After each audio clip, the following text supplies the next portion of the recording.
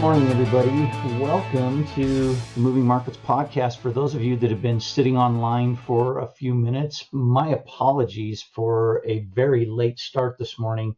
I had every intention of being live right at the top of the hour. And I'll be honest, as much as I would like to make up a really good reason or excuse or tell you, something happened, I'd rather be honest with you.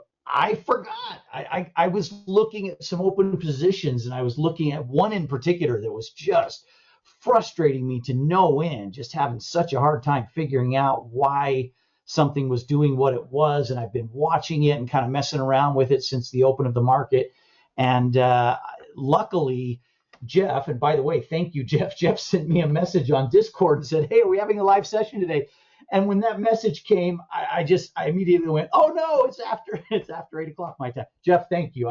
You bailed me out. I don't know how long I would have forgotten. I might have gone another hour watching what was going on before I realized that I had completely forgot to start that session. I think last week, the last 2 weeks, being out with my daughter and with her family out in San Francisco, and having that different schedule just threw me off. Even though I've been back to a somewhat normal schedule this week, it just really threw me off. So my apologies for those of you that were just sitting there waiting and probably gave up on me. Anyway, nice move up overall in the markets today. The Dow is having a good day. We're now about 45 minutes into the trading session. Dow Jones Industrial Average pushing up towards 300. This says 285. I show on my TV screen 275. Still a really good move. S&P up. These are both about 0.2%. NASDAQ also right in that 0.2% area. So everything looking really good to start with. And that includes our newest trades on the spread trade side of things, our newest trades on Palantir and the Q. The Q trade, I got a little bit concerned about when things wobbled. We initially put on that trade and had everything move down, and then I got worried would it come up far enough, and sure enough, it's come up far enough. We're not sitting at a good profit on the trade right now, but we're not far from it, and so I think all we need is maybe one more good up day on the Q, and we could have, which NASDAQ basically. And we could have a really good profitable trade there. The new trade that we did on Palantir is already off to a good start, and I am probably going to have to roll Palantir shortly because our 180 strike short call in September is already in the money by $6. Palantir just shows no stop, and I mean literally like no stop. This company. And I'm a little bit surprised because they've got like a 260 multiple forward PE ratio. Just for comparison's sake, let me show you something really quickly. Some of you probably look at this, and some of you might not look at this on a regular basis, but just for a comparison, if that'll update for me. Here is the forward PE ratio for Palantir, 255. That means right now it's trading at 255 times what the earnings is.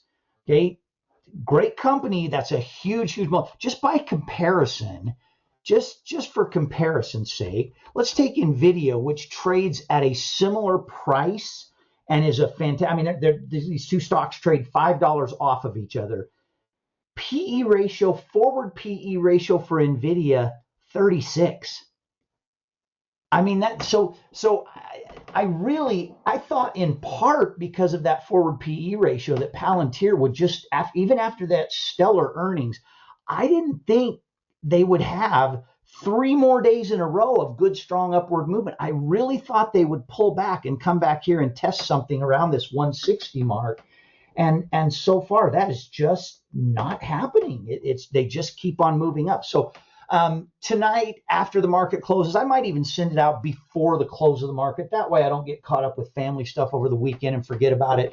But I think no later than on Monday morning's open, we want to roll that short call out and up. The trade itself is profitable right now. I mean, honestly, you could exit the trade right now if you want. This is the brand new one with the June June 2026 175 long calls and the September, this coming September 180 short calls. You could close it for profit already. You'd probably have in the neighborhood of I don't know what the percentage would be. It's because I have more than one Palantir trade open right now, so it's kind of impossible to figure out what the percentage would be on. But you'd have per contract, you'd have a few $100s of profit on each contract already. So Palantir doing fantastic, and like I said, with where it's trading right now, the Qs are the Q trade we have open, not quite completely in the money on the short call, but the long call is fully in the money, and the short call not very far from it. So just a little more upward movement on the Q trade, and we'll be looking really fantastic on that one. So I know not a lot of our full long-term SOS members are also part of the triple play program, but for those of you that are a part of the triple play program, this morning we rolled out Microsoft. I think we're going to be absolutely fine on that, but Microsoft is just weird. It had this weird sell-off after really a phenomenal earnings. I mean, Microsoft just hit all the right numbers on their earnings, but then had a massive move up, gave some profit taking the next day, but then a good solid move up the day after that, and then 3 days in a row of sell-off, and really, in my opinion, that's all it is, my opinion,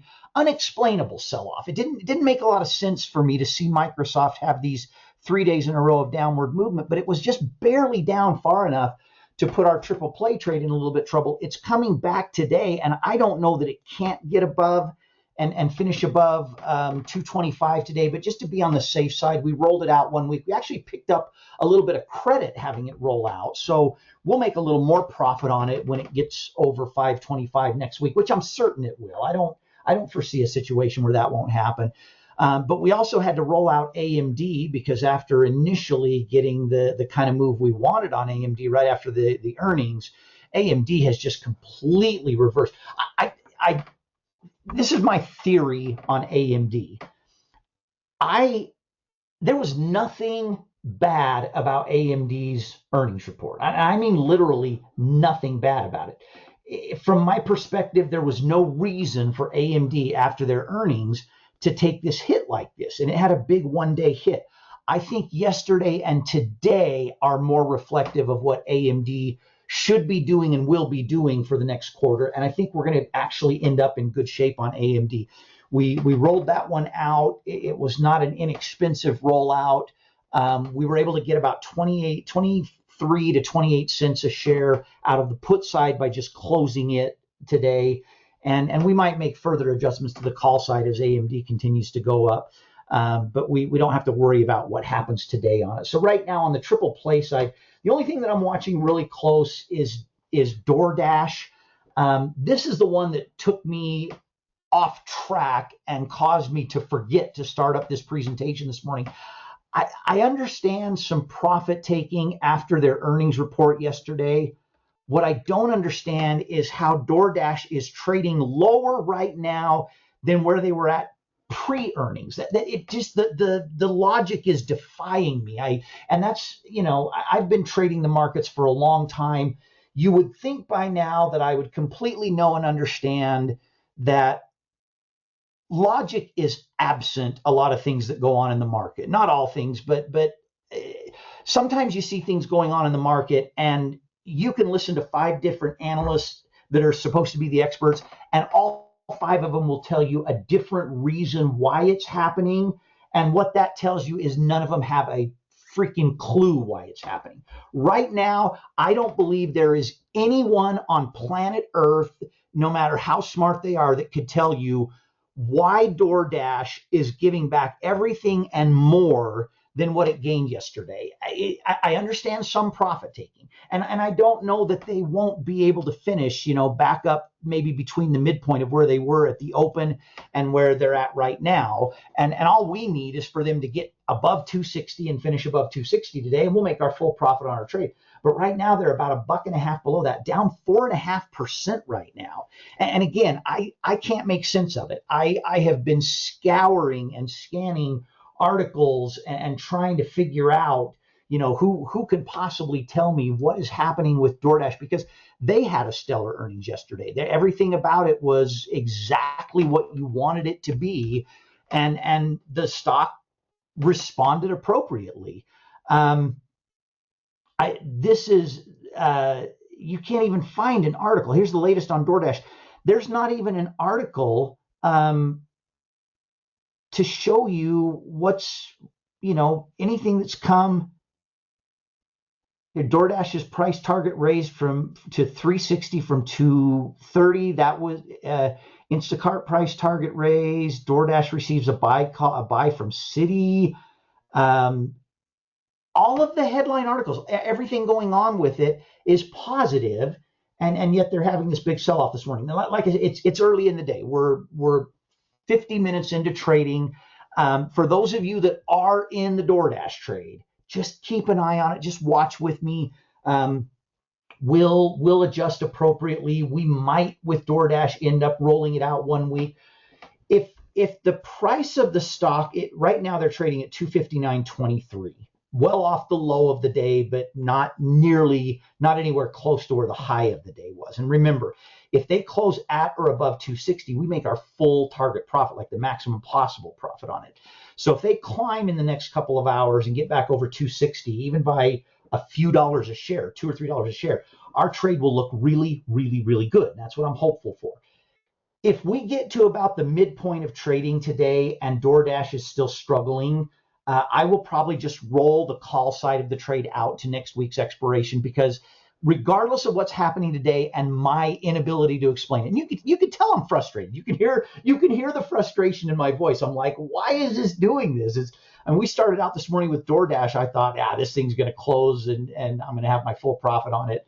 And, it just started to sell off and just continued and moved down and down and down. Anyway, if by the midway point of today's trading session, which would be around 10:30 a.m. my time, somewhere in there, 12:30 on the East Coast, if DoorDash is not trading where we need it to, or we don't have the ability to exit our trade for a profit, I'll send out an alert on Discord to roll the entire trade out a little bit. I'm not gonna watch until the close of the day. I'm not gonna sit there and let myself get stressed out right until the end of trading today, because it's not moving where I need it to. Okay, last thing, and then I'll wrap up. Tesla is looking absolutely fantastic relative to where it was. Now we're still looking at a loss on Tesla, but I think I'm going to take the Tesla bull put spread, and this is also a triple play trade. I think I'm going to take the Tesla bull put spread, leave it with the exact strike prices that it has, and roll it out 1 week, and we're going to pick up about 50 cents per share more credit. And the bull put spread is well out of the money. So even if Tesla gave up a little bit in the way of, even if it gave up a little bit from where it's at right now, it would have to give up a lot for us to not still be in better shape picking up that extra credit. So I'm likely going to do that just in the next few minutes while this is converting to a recording that I can put online. So I'm going to wrap up right. What last thing? This is really, really important. And several people either through email or on Discord have asked me about our Palo Alto Network trade. This was a Discord trade only trade that I did. And Palo Alto Network, right after we did this trade, we did a longer term calendar spread. And right after we did, they just collapsed. And all of this came on the news. And then first it was the news that they were buying another company, and then they actually bought the other company. And investors didn't like this purchase of this other company that they made. And the other company, I can't even remember the name of the company right now. The other company's stock did fantastic. Palo Alto Networks did not. It has been my experience over the years that when a company that is doing well acquires another company, usually, not always, but usually they've done their homework. Usually that turns out good for them, and usually they end up making some good money off of that. I think that will be the case with Palo Alto Networks. So for another day or two, they're bouncing a little tiny bit today, not as much as I would like, and not as much as they were earlier in the trading session. But again, we're less than 1 hour into trading today. They opened up a little bit, climbed a little bit, fell down back to where they opened, which is still up a little bit. I'm very bullish on Palo Alto Network. I honestly think that this reaction to them purchasing this other company was an overreaction. And I think you're going to see Palo Alto Network bounce pretty strong in the coming week or two. And again, this is a longer term trade. What was the, I don't even know if the headline is still up. Oh, here you go. Can Palo Alto stock bounce back after its CyberArk shock? So it bought this company called CyberArk. And the word shock in this headline refers to exactly what you see right here. Maybe the investment community around Palo Alto Network, the people that own the stock, were just so caught off guard by this purchase, and maybe some of them really didn't like the purchase at all. That might be evident by what happened here. But more often than not, my experience has been that they're going to recover from this and do so nicely. If we don't see more of a bounce within the next day or two of trading, I will make an adjustment to the trade. But for right now, I know it looks kind of ugly, but hang in there. I really think Palo Alto Network will come back and come back strong. Now, with that said, I believe they have an earnings coming up a week from this coming Monday. We will not go through their earnings report without adding some long puts in case it looks really bad after earnings, or we'll do something to hedge ourselves so that we don't see further sell. I actually think there will be more information given in this earnings report about this acquisition that they made, and I think it will get investors excited, and I think you'll see the stock move up more. But we got to wait and see. But we will do something to protect ourselves from more sell-off through the earnings. But for me, it's a longer-term trade. I'm bullish long-term on this company. So hang in there for another day or two, and we'll make an adjustment as appropriate. All right, I'm going to wrap up right there. Again, sorry this got started so late today. Again, thank you to Jeff, one of our longtime SOS members, for sending me a message on Discord, or who knows how long I might have not been aware that I had forgotten it. So I'll get this recording online as quickly as possible, and I'll put the link for it on Discord. Everybody, have a great rest of your Friday and have a great weekend. Thanks. Bye-bye.